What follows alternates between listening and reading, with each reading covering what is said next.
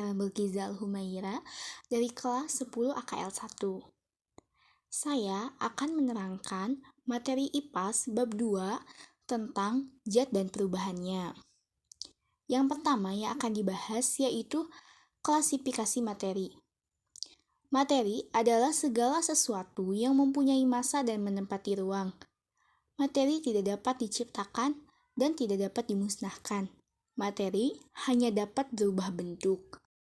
Selanjutnya, yaitu wujud zat atau bisa disebut juga wujud materi. Wujud zat memiliki 3 wujud, yaitu zat padat, zat cair, dan zat gas.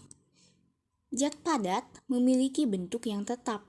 Hal ini dikarenakan partikel materi berwujud padat saling berdekatan, sehingga gaya tarik antar partikelnya sangat kuat. Volume zat padat juga tetap, karena gerak partikel zat padat hanya berupa getaran di seputar kedudukannya saja. Selanjutnya, zat cair mempunyai karakteristik berubah-ubah mengikuti wadahnya.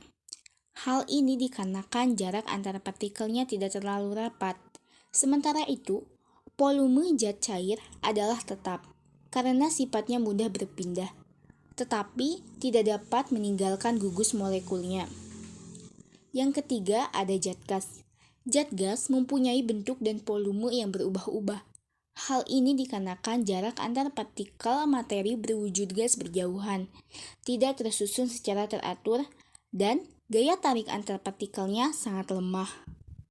Selanjutnya yaitu adalah penggolongan materi, yang dimana materi ini memiliki 2 jenis, yaitu zat tunggal dan campuran.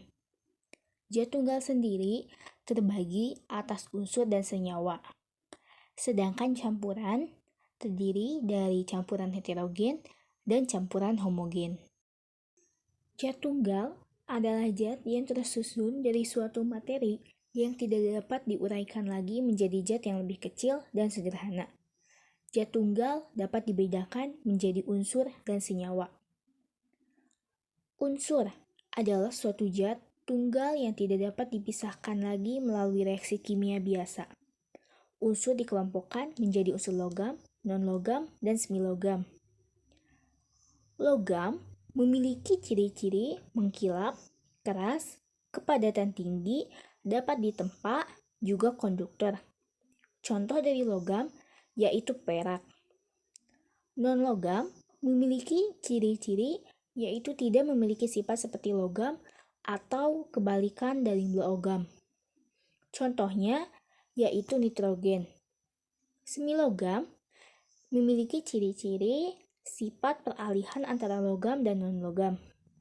Artinya, semilogam itu berada di tengah-tengah antara logam dan non-logam. Contohnya yaitu silikon.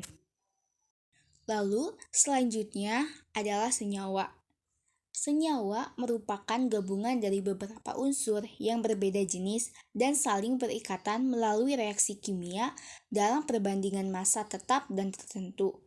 Contoh dari senyawa itu yaitu garam dapur atau memiliki lambang NaCl. Selanjutnya, bagian dari materi yaitu campuran. Campuran merupakan gabungan 2 zat atau lebih yang masing-masing zat penyusunnya masih memiliki sifat aslinya. Campuran dibedakan menjadi homogen dan heterogen. Campuran homogen memiliki penampilan dan komposisi seragam, memiliki ciri-ciri yaitu tidak dapat dibedakan zat penyusunnya. Contohnya yaitu air garam dan air gula. Campuran heterogen yaitu 2 zat atau lebih yang masih memiliki bidang batasnya. Ciri-cirinya yaitu tidak bercampur sempurna, tidak stabil, dan terbentuk endapan. Contohnya yaitu air dengan kapur, juga air pasir. Perbedaan antara homogen dan heterogen. Yang pertama, ada gula yang ditambahkan dengan air. Gula tersebut larut ke dalam air dan bersatu dengan air tersebut. Ini dinamakan dengan campuran homogen. Yang kedua, ada pasir yang ditambahkan dengan air. Pasir tersebut tidak larut ke dalam air dan mengendap di air tersebut. Nah, ini dinamakan campuran heterogen. Selanjutnya yaitu pemisahan campuran yang memiliki beberapa metode. Yang pertama, ada filtrasi, yaitu proses pemisahan campuran dengan cara memisahkan material padat dari cairannya dengan melewatkan cairan pada saringan. Yang kedua, ada kristalisasi, yaitu proses pemisahan campuran dengan cara mengendapkan larutan sampai terbentuk benda padat berupa kristal-kristal. Yang ketiga, ada dekantasi, yaitu proses pemisahan dengan cara menuangkan cairan, campuran larutan dan sedimen melalui batang pengaduk ke dalam gelas kimia secara perlahan-lahan sehingga endapan padat atau sedimen akan tertinggal dalam wadah. Lalu, yang keempat ada sublimasi, yaitu proses pemisahan campuran tanpa melalui fase cair terlebih dahulu, yaitu dengan cara menguapkan zat padat sehingga kotoran akan terpisah.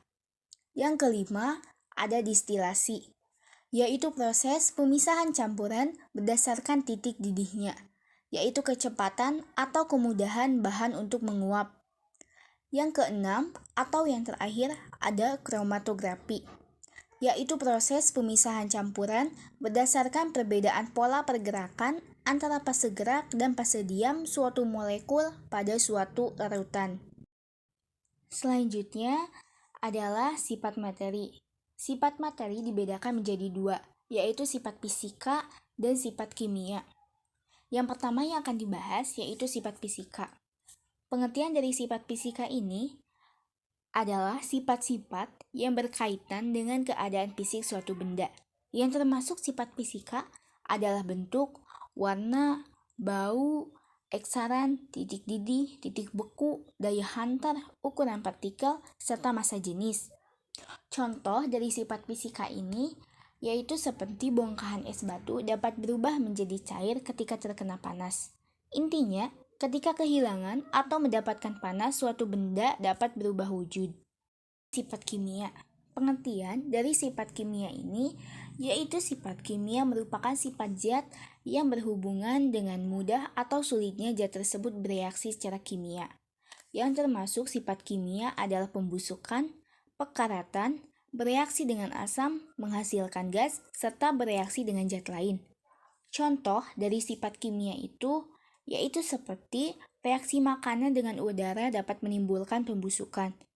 Oleh karena itu, kita menyimpan makanan atau minuman tertentu di dalam kulkas agar tidak mudah membusuk atau mencegah proses pembusukan terjadi lebih cepat. Sekian penjelasan tentang zat dan perubahannya.